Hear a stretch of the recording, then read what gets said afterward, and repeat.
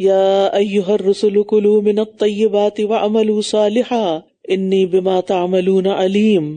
اے پیغمبرو پاکیزہ چیزوں میں سے کھاؤ اور نیک عمل کرو، بے شک جو عمل تم کرتے ہو میں اسے خوب جاننے والا ہوں. رزق حلال جو ہے وہ نیک اعمال میں معاون ہوتا ہے، اس لیے تمام کے تمام انبیاء علیہم السلام کو حلال کھانے اور نیک اعمال کا حکم دیا گیا. تو انسان کو کھانا کھا کے زبانی شکر کے علاوہ اور کیا کرنا چاہیے؟ نیک کام بھی کرنے چاہیے، تب شکر کی تکمیل ہوتی ہے. صرف زبان سے شکریہ کہنا چاہیے ادھورا شکر ہوتا ہے. وَإِنَّ هَٰذِهِ أُمَّتُكُمْ أُمَّةً وَاحِدَةً وَأَنَا رَبُّكُمْ فَاتَّقُونِ. اور بے شک تمہاری یہ امت ایک ہی امت ہے اور میں تمہارا رب ہوں، بس تم مجھ ہی سے ڈرو. پھر انہوں نے اپنے معاملے یعنی دین کو آپس میں ٹکڑے ٹکڑے کر کے جدا جدا کر لیا. ہر گروہ اسی پر خوش ہے جو اس کے پاس ہے، لہٰذا آپ انہیں ایک مدت تک ان کی غفلت میں چھوڑ دیجئے. کیا یہ سمجھتے ہیں کہ ہم مال اور بیٹوں میں سے کسی بھی چیز کے ساتھ جو انہیں مدد دے رہے ہیں ہم ان کو بھلائیاں دینے میں جلدی کر رہے ہیں؟ بلکہ وہ شعور نہیں رکھتے. یاد رکھیے جو خیر اور جو نعمت اللہ سے دور کر دے وہ سزا ہے ایک قسم کی، وہ امتحان ہے، وہ آزمائش ہے. وہ نعمت جو انسان کو اللہ سے دور کر دے، جیسے اللہ سبحانہ وتعالیٰ نے ایمان والوں کو کہا ہے نا، یا ایھا الذین آمنوا لا تلہکم اموالکم ولا اولادکم عن ذکر اللہ واقام الصلاۃ ومن یفعل ذلک فاولئک هم الخاسرون. اے ایمان والو تمہیں تمہارا مال اور اولاد اللہ کے ذکر سے غافل نہ کرے اور نماز قائم کرنے سے غافل نہ کرے، اور جو ایسا کرے گا اس کا نتیجہ کیا ہوگا؟ وہی لوگ خسارہ پانے والے ہیں، نقصان اٹھانے والے ہیں. تو جو نعمتیں بھی، جو عیش و عشرت کی زندگی انسان کو اللہ کا ذکر بلا دیتی ہے، عبادت بلا دیتی ہے، شکر بلا دیتی ہے، وہ پھر اس کے لیے سزا ہی سمجھو، اس کے لیے ایک امتحان ہی سمجھو، آزمائش کا پرچہ ہی سمجھو. اب ہمیں سے ہر ایک کو غور کرنا ہے کہ وہ کون سی چیز ہے جب میں کرنے لگتی ہوں تو میں اللہ کا ذکر ہی بھول جاتی ہوں. وہ کون سا کام ہے جو میں کرتی ہوں تو میں اللہ کی یاد سے اور نماز سے غافل ہو جاتی ہوں. وہ کام میرے لیے پھر کچھ اچھا کام نہیں، بابرکت کام نہیں، اور اس میں سے کیا خیر نکلے گی. ان الذین هم من خشیۃ ربہم مشفقون. بے شک جو لوگ اپنے رب کی خشیت سے ڈرتے رہتے ہیں، یعنی وہ اپنے نیک اعمال سے دھوکہ نہیں کھاتے بلکہ اللہ سے ڈرتے رہتے ہیں. والذین هم بآیات ربہم یؤمنون. اور وہ جو اپنے رب کی آیات پر ایمان رکھتے ہیں اور وہ جو اپنے رب کے ساتھ شریک نہیں کرتے، اور وہ لوگ کہ جو کچھ انہوں نے دیا وہ اس طرح دیتے ہیں کہ ان کے دل لرزتے رہتے ہیں کہ بے شک وہ اپنے رب کی طرف لوٹنے والے ہیں. یعنی نیک اعمال کرنے کے باوجود قبولیت سے ڈرتے رہتے ہیں، دے کے ان کے اندر کوئی غرور نہیں آتا. یعنی کوئی بھی کام کر کے، چاہے وہ مالی عبادت ہو، چاہے وہ جسمانی عبادت ہو، چاہے وہ خدمت خلق کا کوئی کام ہو، جو بھی وہ کرتے ہیں اس کے بعد ان کے اندر ایک ڈر ہوتا ہے کہ میں نے یہ کر تو دیا ہے، اب اللہ تعالیٰ اس کو قبول کر لے. اس کے بارے میں حضرت عائشہ فرماتی ہے کہ میں نے رسول اللہ صلی اللہ علیہ وسلم سے اس آیت کے بارے میں پوچھا کہ والذین یؤتون ما آتوا وقلوبہم وجلہ، اور جو دیتے ہیں، جو کچھ دیتے ہیں اور ان کے دل اس سے ڈرتے ہیں کہ وہ اپنے رب کی طرف لوٹنے والے ہیں، یعنی اس آیت کے بارے میں پوچھا تو کیا یہ وہ لوگ ہیں جو شراب پیتے ہیں اور چوری کرتے ہیں؟ آپ نے فرمایا نہیں ہے صدیق کی بیٹی، نہیں، بلکہ اس سے مراد وہ لوگ ہیں جو روزے رکھتے ہیں اور نماز پڑھتے ہیں اور صدقہ دیتے ہیں، اور اس بات سے ڈرتے ہیں کہ کہیں ایسا نہ ہو کہ ان سے قبول نہ کیا جائے. ہم نے تو کر دیا جو کرنا تھا، لیکن اگر قبول نہیں ہوا تو پھر یہی لوگ ہیں جو نیکیوں میں جلدی کرتے ہیں، کیونکہ ان کو کہیں بھی سیٹسفیکشن نہیں ہوتی کہ ہم نے انف کر لیا، بلکہ وہ مزید کی خواہش کرتے ہیں، مزید کی طلب رکھتے ہیں. لیکن ہم کام کرتے ہیں اور اس کے بعد امن چین سے بیٹھ جاتے ہیں، بہت کر لیا. اولئک یسارعون فی الخیرات وہم لہا سابقون. یہی وہ لوگ ہیں جو نیکیوں میں جلدی کرتے ہیں اور یہی ان کی طرف سبقت کرنے والے ہیں، اور ہم کسی بھی جان کو اس کی وسعت سے زیادہ تکلیف نہیں دیتے. اور ہمارے پاس ایک کتاب ہے جو حق کے ساتھ بولے گی، اعمال نامہ، اور وہ ظلم نہ کیے جائیں گے، بلکہ ان کے دل اس سے غفلت میں ہیں، بلکہ ان کے لیے اس کے علاوہ بھی کچھ اعمال ہیں جو یہ کر رہے ہیں. یہاں تک کہ جب ہم ان کے خوشحال لوگوں کو عذاب میں پکڑ لیں گے تو یکا یک یہ چلانے لگیں گے، آج تم چلاؤ مت، بے شک تمہیں ہماری طرف سے کوئی مدد نہ دی جائے گی. بلا شبہ میری آیات تم پر پڑھی جاتی تھیں تو تم اپنی ایڑیوں پر الٹے پھر جاتے تھے، تکبر کرتے ہوئے، اس کلام کے بارے میں رات کو باتیں بناتے ہوئے بےہودہ گوئی کرتے تھے، یعنی قرآن مجید کا مذاق اڑاتے تھے تم. کیا انہوں نے اس کلام میں غور و فکر نہیں کیا؟ یا ان کے پاس ایسی چیز آئی ہے جو ان کے اگلے آباء و اجداد کے پاس نہیں آئی تھی؟ یعنی افلم یدبر القول، تو اس سے پتہ چلتا ہے کہ ہمیں قرآن مجید میں تدبر کو مسلسل اپنی زندگی میں شامل رکھنا ہے. تو آپ سب سے بھی میری گزارش یہی ہے، جو بھی لوگ دورہ قرآن سن رہے ہیں، چاہے آن کیمپس سن رہے ہیں یا آن سائٹ سن رہے ہیں یا گھروں میں سن رہے ہیں، جہاں پر بھی ہیں، وہ قرآن کو صرف رمضان تک محدود نہ کریں، بلکہ رمضان کے بعد بھی کسی نہ کسی ایسے کورس سے جڑ جائیں کہ جس کی وجہ سے آپ مسلسل قرآن سے تعلق قائم رکھیں. انشاءاللہ یہاں بھی ہم نئے کورسز آفر کریں گے رمضان کے بعد، تاکہ آپ کی ایک روٹین بنی ہے تو بنی رہے. پورا ہفتے کا تو نہیں ہوگا، 1-2 دن کا یا 3 دن تک کا میکسیمم، تاکہ آپ اپنی دنیا کے کاموں کے ساتھ ساتھ قرآن کے ساتھ آپ کا مضبوط تعلق رہے، تاکہ آپ کی ریسیٹیشن درست ہو، آپ کو ترجمہ آ جائے، آپ تراویح انجوائے کریں اور آپ اس کے معنی کو سمجھیں اور غور و فکر کریں اور اپنی زندگی کو بہترین کر سکیں. ام لم یعرفوا رسولہم، یا انہوں نے اپنے رسول کو پہچانا نہیں تو یہ اس کا انکار کر رہے ہیں، یا یہ کہتے ہیں کہ اس کو جنون لاحق ہے، بلکہ وہ ان کے پاس حق لے کر آیا ہے اور ان میں اکثر لوگ حق کو ناپسند کرتے ہیں. اور اگر حق ان کی خواہشات کی پیروی کرتا تو سب آسمان اور زمین اور جو بھی ان میں ہے ضرور بگڑ جاتے، بلکہ ہم ان کے پاس انہی کا ذکر لائے ہیں، مگر یہ تو اپنے ہی ذکر سے منہ موڑ رہے ہیں. یعنی وہ کتاب جو ان کو سعادت بخشنے کے لیے آئی ہے، یہ اسی سے منہ موڑ رہے ہیں. بالکل جیسے نادان بچے ہوتے ہیں نا، ماں ان کے لیے بڑی محنت سے ایک نیوٹریشیس کھانا بناتی ہے اور اس کا دل اس بات میں ہوتا ہے کہ بچہ کسی طرح اس کو خوشی سے کھا لے، لیکن بچہ ہے کہ آپ بچے کے منہ کے پاس لے جاتے ہیں تو وہ منہ موڑ لیتا ہے، پھر اٹھ کے بھاگنے کی کوشش کرتا ہے، پھر چھپ جاتا ہے تاکہ اسے یہ کھانا نہ پڑے. بالکل ان نادانوں کا بھی یہی حال تھا کہ پیغمبر کو دیکھتے ہوئے اپنے اوپر کپڑے ڈال لیتے، کہیں چھپ جاتے، مجلس سے چپکے سے نکل جاتے، تاکہ ہمیں نہ یہ سننا پڑے اور نہ ہی اس پر عمل کرنا پڑے. کیا آپ ان سے کسی اجرت کا سوال کرتے ہیں؟ تو آپ کے رب کا دیا ہوا اجر ہی بہتر ہے اور وہ سب رزق دینے والوں سے بہتر ہے. اور بے شک آپ تو انہیں سیدھے رستے کی طرف بلاتے ہیں، اور بے شک جو لوگ آخرت پر یقین نہیں رکھتے وہ یقیناً سیدھے رستے سے انحراف کر رہے ہیں. اور اگر ہم ان پر رحم کریں اور جو بھی ان کی تکلیف ہے دور کر دیں تو یہ بھی ضرور اپنی سرکشی میں اڑ کر بھٹکتے پھریں گے. کچھ لوگ ایسے ضدی ہوتے ہیں کہ فخر و فاقہ بھی ان پر آ جائے تو ان کی سرکشی اور بڑھ جاتی ہے، ان کا غرور اور تکبر اور بڑھ جاتا ہے. وَلَقَدْ أَخَذْنَاهُمْ بِالْعَذَابِ فَمَا اسْتَكَانُوا لِرَبِّهِمْ وَمَا يَتَضَرَّعُونَ، اور ہم نے انہیں عذاب میں پکڑا لیکن نہ تو یہ اپنے رب کے آگے جھکے اور نہ ہی یہ گڑ گڑاتے تھے. تو یاد رکھیے کہ جب کوئی تکلیف آئے، مصیبت آئے، آزمائش بڑھ جائے تو اللہ تعالیٰ کی عبادت اور استعانت یعنی مدد مانگنے میں کثرت اختیار کرنی چاہیے. حَتَّى إِذَا فَتَحْنَا عَلَيْهِمْ بَابًا ذَا عَذَابٍ شَدِيدٍ، یہاں تک کہ جب ہم نے ان پر سخت عذاب کا دروازہ کھول دیا تو یکا یک وہ اس میں ہر خیر سے مایوس ہونے والے تھے. اور اللہ ہی وہ ذات ہے جس نے تمہارے لیے کان اور آنکھیں اور دل بنائے، بہت کم تم شکر ادا کرتے ہو. اور وہی ہے جس نے تمہیں زمین میں پھیلا دیا، زمین کے مشرق و مغرب میں، اور اسی کی طرف تم اکٹھے کیے جاؤ گے. اسی نے پھیلایا وہی سمیٹ لے گا. اور وہی ہے جو زندہ کرتا ہے اور موت دیتا ہے، اور رات اور دن کا آگے پیچھے آنا بھی اسی کے حکم سے ہے. کیا تم عقل سے کام نہیں لیتے؟ بل قالوا مثل ما قال الاولون، بلکہ انہوں نے بھی ویسی ہی بات کہی جو پہلے لوگ کہتے تھے. کیا کہتے تھے وہ؟ انہوں نے کہا تھا کہ جب ہم مر جائیں گے اور ہم مٹی اور ہڈیاں ہو جائیں گے تو کیا واقعی ہم ضرور دوبارہ اٹھائے جائیں گے؟ یقیناً ہم سے اور ہمارے آباء و اجداد سے اس سے پہلے یہی وعدہ کیا گیا. یہ تو محض پہلوں کی کہانیاں ہیں. یعنی انہیں قیامت کا تذکرہ، آخرت کا تذکرہ ایک کہانی لگتا تھا. بس کہہ دیجئے یہ زمین اور جو کچھ اس میں ہے کس کا ہے اگر تم جانتے ہو؟ ضرور کہیں گے اللہ ہی کا ہے. آپ کہہ دیجئے کیا پھر بھی تم نصیحت حاصل نہیں کرتے؟ کہہ دیجئے 7 آسمانوں کا رب اور عرش عظیم کا رب کون ہے؟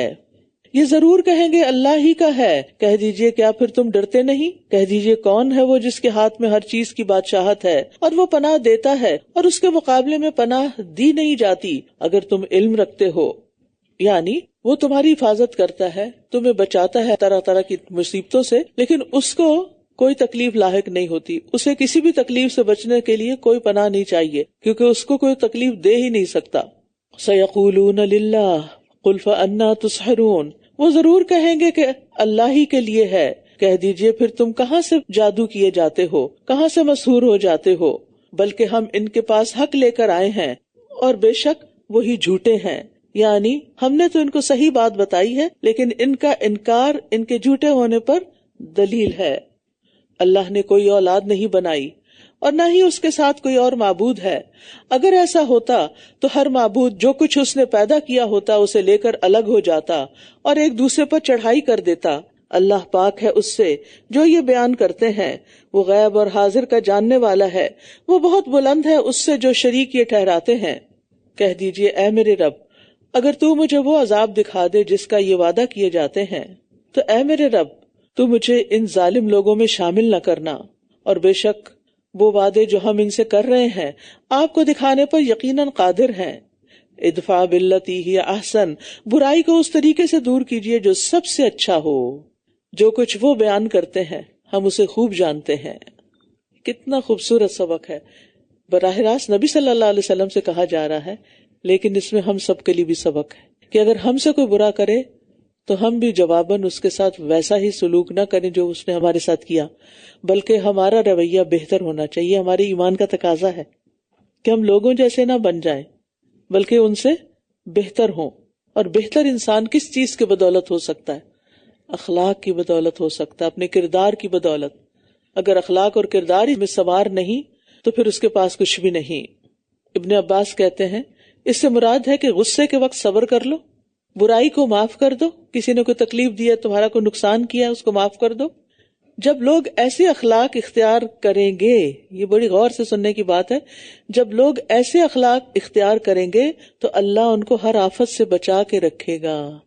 ہم چاہتے ہیں نا کہ ہمیں آفات سے بچایا جائے، تو جن کے اخلاق اچھے ہوتے ہیں ان کے لیے ہر مشکل سے نکلنے کا رستہ بن جاتا ہے، اور ان کے دشمن بھی عاجز ہو کر ان کے دلی دوست بن جائیں گے.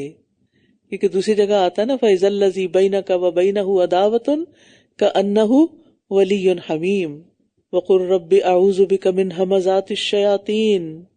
اور کہہ دیجئے اے میرے رب، میں شیطانوں کے وسوسوں سے تیری پناہ چاہتا ہوں.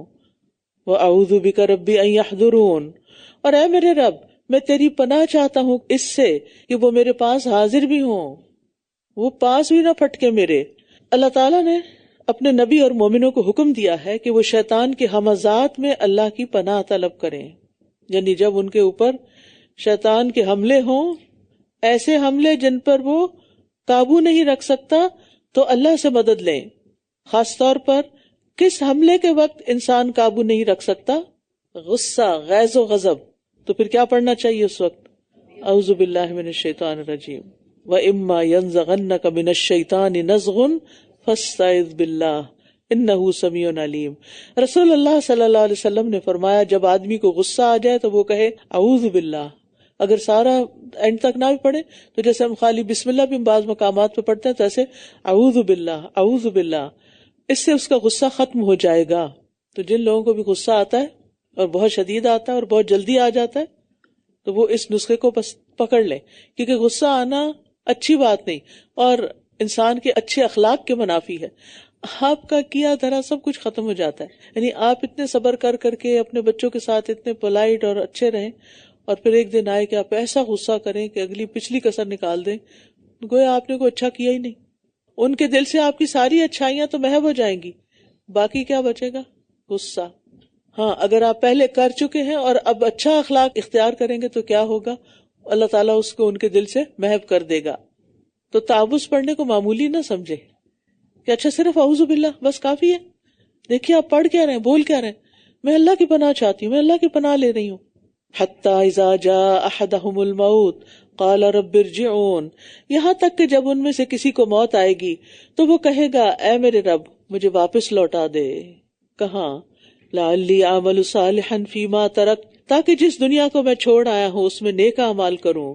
ہرگز نہیں، یہ تو بس ایک بات ہے جسے وہ کہہ رہا ہے، اور ان کے آگے تو اس دن تک ایک برزخ حجاب ہے جب یہ دوبارہ اٹھائے جائیں گے. تو آپ دیکھیے ہر انسان موت کے وقت ریگریٹ کا شکار ہوگا. یا ایسے ہی کبھی آپ نے ایگزامینیشن ہال میں بیٹھ کے اپنا ایگزام لکھا ہو اور آخری سوال آپ کو بہت اچھی طرح آتا ہو لیکن ٹائم ختم ہو جائے تو پھر کیا ہوتا ہے؟ سخت ریگریٹ. ہمیں اللہ نے بہت سی صلاحیتیں دی ہیں، بہت کچھ ہم کر سکتے ہیں، لیکن ہم ٹالتے رہتے ہیں. اچھا کر لیں گے، بعد میں کر لیں گے، بعد میں کتنا زیادہ ہم یہ لفظ بولتے ہیں، اچھا بعد میں ہو جائے گا. تھوڑی سی ایکسٹرا ایفرٹ نہیں کرتے، تکلیف نہیں اٹھاتے اور بعد پہ ڈال دیتے ہیں. اور بہت سے ایسے خواہشات اور ایسے تمنائیں اور پروجیکٹس اور نیکی کے ارادے باوجود وسائل ہونے کے آپ کر نہیں پاتے، تو پھر موت کے وقت انسان کو سخت ندامت ہوگی، شرمندگی ہوگی، حسرت ہوگی، اور وہ چاہے گا کاش وہ واپس جائے اس جگہ پہ، اس ماحول میں، اپنے گھر میں، یا جہاں بھی وہ کوئی کام کرنا چاہتا تھا، تاکہ وہ اپنا پروجیکٹ مکمل کر کے آئے۔ کلا، ہرگز نہیں، انہا کلمۃ ہو قائلھا، ہرگز نہیں، یہ تو بس ایک بات ہے جسے وہ کہہ رہا ہے، یعنی ٹائم تو اسے بہت ملا تھا، اس نے کیا ہی نہیں، اور ان کے آگے تو اس دن تک ایک برزخ یعنی حجاب ہے جب یہ دوبارہ اٹھائے جائیں گے۔ تو بات یہ کہ انسان کو اپنی زندگی میں اپنے ہاتھ سے، اپنے خوشی سے، اپنی رضا سے اچھے اچھے کام کر لینے چاہیے کہ ان کا درجہ بھی بہت بلند ہوتا ہے۔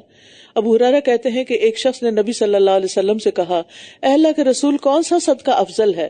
آپ نے فرمایا، تم اس حال میں صدقہ کرو کہ تم صحت مند ہو، کیونکہ بیماری میں تو ہر کوئی صدقہ کرنے کو تیار ہو جاتا ہے کہ اس کی وجہ سے میری تکلیف کٹ جائے۔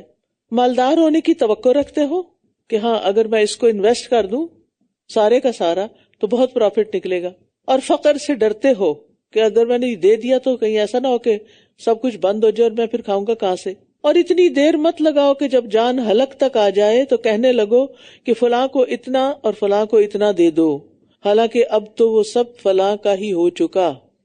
فَإِذَا نُفِخَ فِي الصُّورِ فَلَا أَنْسَابَ بَيْنَهُمْ يَوْمَئِذٍ وَلَا يَتَسَاءَلُونَ، پھر جب سور میں پھونک مار دی جائے گی تو اس دن نہ ان کے درمیان رشتہ داریاں رہیں گی اور نہ ہی وہ ایک دوسرے کو پوچھیں گے۔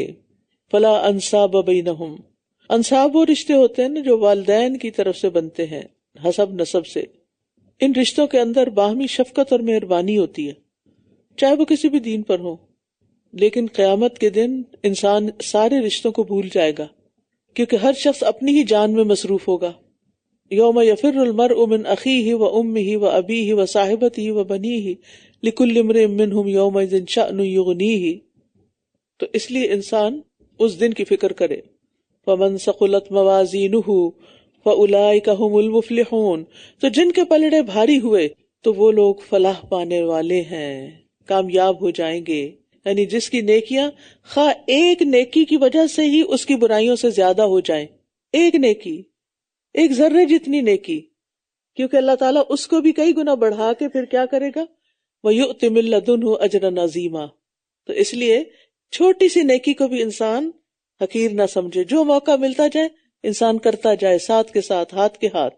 تو جن کے پلڑے بھاری ہوئے تو وہ لوگ فلاح پانے والے ہیں، اور جن کے پلڑے ہلکے ہوئے تو یہی وہ لوگ ہیں جنہوں نے اپنے آپ کو خسارے میں ڈالا، یہ جہنم ہی میں ہمیشہ رہنے والے ہیں، آگ ان کے چہروں کو جھلسا دے گی اور وہ اس میں بد شکل ہوں گے۔ دنیا میں آپ نے کبھی کسی جلے ہوئے انسان کو دیکھا؟ وہ جب صحت مند ہو جاتا تب بھی اس کے نقش و نگار اس چہرے کے خراب ہو جاتے ہیں۔ کیا میری آیات تم پر پڑھی نہ جاتی تھی پھر بھی تم ان کو جھٹلا دیتے تھے؟ وہ کہیں گے، اے ہمارے رب، ہم پر ہماری بدبختی غالب آ گئی اور ہم ہی گمراہ لوگ تھے۔ یعنی اصل مسئلہ کیا تھا، ہماری خواہشات اور لذتیں وہ ہم پر چھا گئی تھی، غالب آ گئی تھی، اس لیے ان دونوں کو بدبخت کہا جا رہا ہے کہ بدبختی غالب آ گئی تھی، کیونکہ یہ دونوں چیزیں بدبختی کی طرف لے جاتی ہیں انسان کو۔ تو اس کا مطلب یہ ہے کہ انسان کو اپنے لیے حسن ظن رکھنا چاہیے اور مخلوقات کے بارے میں ادروائز۔ ربنا اخرجنا منہا فإن عدنا فإنا ظالمون، اے ہمارے رب ہمیں اس سے نکال دے، اس جہنم سے نکال، پھر اگر ہم دوبارہ وہی کچھ کریں تو یقیناً ہم ظالم ہوں گے۔ قال اخسؤوا فیہا ولا تکلمون، وہ فرمائے گا تم اسی جہنم میں دھتکارے ہوئے پڑے رہو اور تم مجھ سے کلام بھی نہ کرو۔ بے شک میرے بندوں میں کچھ لوگ تھے جو کہتے تھے، اے ہمارے رب ہم ایمان لائے، بس تو ہمیں بخش دے اور ہم پر رحم فرما، اور تو سب رحم کرنے والوں میں بہترین ہے۔ فاتخذتموہم سخریا، تو تم نے انہیں مذاق بنا لیا، یہاں تک کہ انہوں نے تمہیں میرا ذکر بھی بھلوا دیا اور تم ان پر ہنستے تھے۔ یعنی جو کمزور مسلمان تھے ان کا تم مذاق اڑایا کرتے تھے۔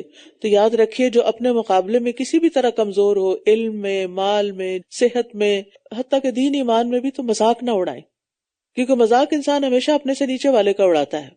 انی جزیتہم اليوم بما صبروا، میں نے آج انہیں ان کے صبر کی وجہ سے بدلہ دیا، یقیناً وہی کامیاب ہونے والے ہیں۔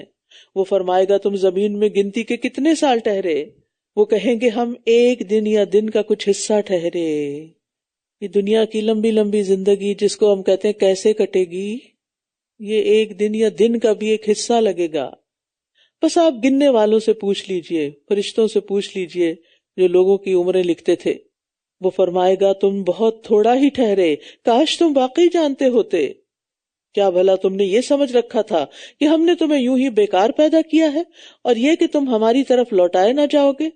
وَتَعَالَى اللَّهُ الْمَلِكُ الْحَقُّ لا الہ الا هو رب العرش الکریم. بس بہت بلند ہے اللہ، بادشاہ حقیقی، اس کے سوا کوئی معبود نہیں، عزت والے عرش کا رب ہے. اور جو کوئی اللہ کے ساتھ کوئی اور معبود پکارے جس کی اس کے پاس کوئی دلیل نہیں، تو بے شک اس کا حساب اس کے رب کے پاس ہے، بے شک کافر فلاح نہیں پائیں گے.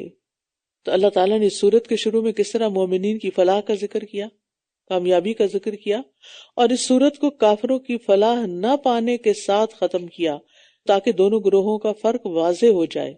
اور کہہ دیجئے اے میرے رب بخش دے اور رحم فرما، اور تو سب رحم کرنے والوں سے بہتر ہے.